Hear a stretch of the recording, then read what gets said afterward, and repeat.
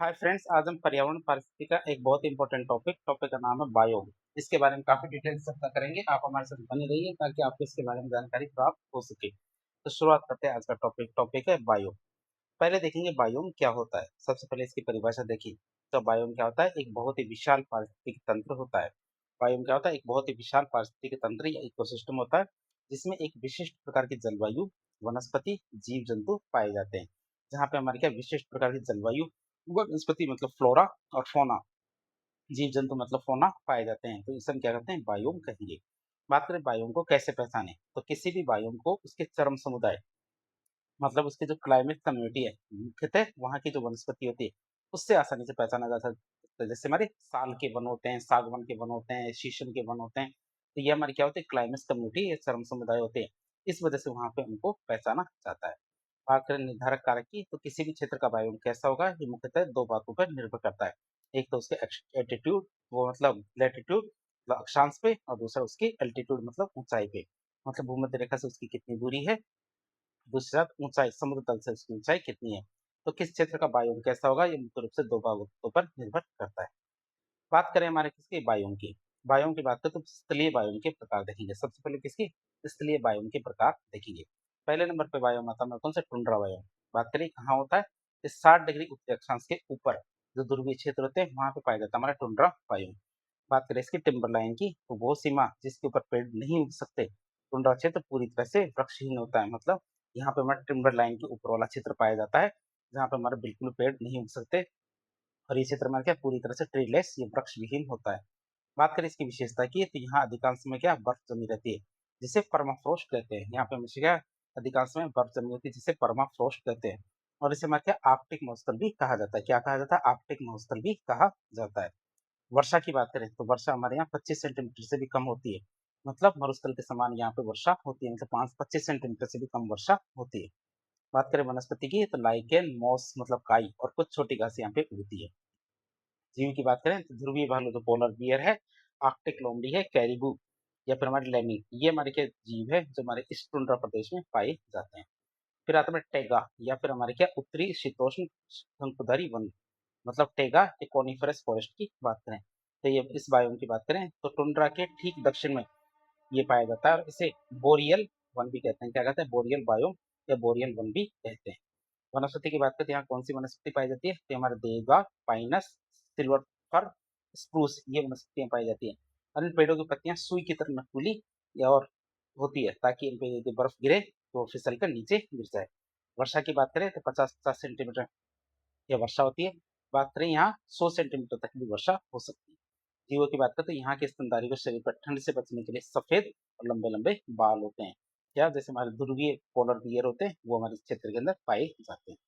तीसरा आता हमारा कौन सा? शीतोष्ण पर्णपाती वन, टेम्परेट डेसिडुअस फॉरेस्ट की बात करें इसकी विशेषता की, तो सर्दियों से पहले मतलब पतझड़ में ये पेड़ क्या करते हैं? अपनी पत्तियों को गिरा देते हैं और वसंत में अपनी नई नई पत्तियां ला लेते हैं।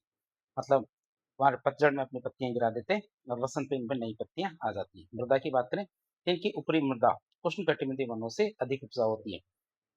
वन उष्णकटिबंधीय वन होते हैं, वहां से ज्यादा उपजाऊ होती है इनकी मृदा। क्यों? क्योंकि गिरी हुई पत्तियां क्या खाद बना लेती है, ह्यूमस का निर्माण कर लेती है। यहाँ कौन सी वनस्पति पाई जाती है? यहाँ हमारे ओक, मैपल, बर्च, ये वनस्पति पाई जाती है। चौथे बायोम की बात करें, या तो हमारा उष्णकटिबंधीय वर्षावन मतलब ट्रॉपिकल रेन फॉरेस्ट।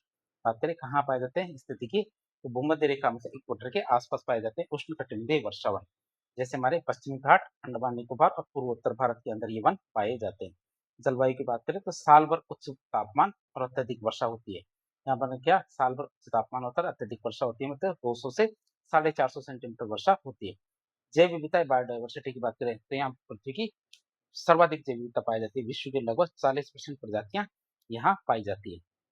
वनस्पति की बात करें तो यहाँ के पेड़ इतने घने होते हैं कि सूर्य का प्रकाश जमीन तक कभी भी नहीं पहुंच पाता। और यहाँ हमारे क्या परजीवी मतलब पैरासाइट पादप जैसे अमरबेल, रेफ्लेशिया, जिसे दुनिया का सबसे बड़ा फूल कहते हैं, ये हमारे यहाँ पे मिलते हैं। कहाँ है ये? हमारे पश्चिमी घाट, अंडमान निकोबार और पूर्वोत्तर भारत में, जहाँ वर्षा 200 से 450 सेंटीमीटर होती है। पांचवा आता हमारा कौन सा बायोम? उष्ण कटिबंधीय पर्णपाती one, tropical deciduous monsoon forest. बात करें है कहाँ? ये भारत के अधिकांश भागों में फैले हुए हैं, खासकर हमारे मैदानी क्षेत्रों में यही वन पाए जाते हैं। कौन से? उष्ण कटिबंधीय पर्णपाती वन। विशेषता की बात करें तो ये वन क्या ग्रीष्म ऋतु में सूखे से बचने के लिए क्या करते हैं, अपनी पत्तियां गिरा देते हैं। वनस्पति की बात करें, कौन सी वनस्पति पाई जाती है? साल, सागौन, टीक, तेंदू, खेर, ये वनस्पति पाई जाती है इन क्षेत्रों में। अगला वो हमारा बायोम आता है, कौन सा? Savanna biome. सवाना बायोम की बात करते हैं, इसकी विशेषता क्या है? तो इसे हमारे उष्णकटिबंधीय घास को भी कहते हैं। और यहाँ लंबी घास की बीच दूर बिखरे हुए पेड़ पाए जाते हैं, जो कि छोटे पेड़, कौन से? अकेशिया या बबूल जैसे पेड़ पाए जाते हैं। और इसे हमारे क्या, उष्णकटिबंधीय घास भूमि भी कहते हैं। बात करें कहाँ पाए जाते हैं? पूर्वी अफ्रीका और दक्षिणी अमेरिका में ये बायोम पाया जाता है। बात करें इसे, तो इसे दुनिया का बड़ा चिड़ियाघर या बिग गेम कंट्री भी कहा जाता है। क्यों?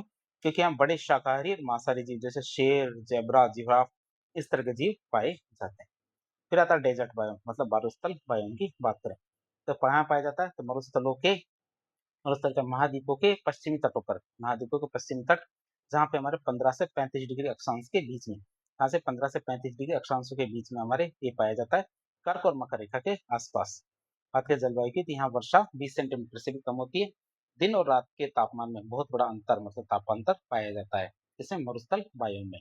प्रकार की बात करें तो दो प्रकार के होते हैं मरुस्थल, एक तो गर्म मरुस्थल और एक शीत मरुस्थल।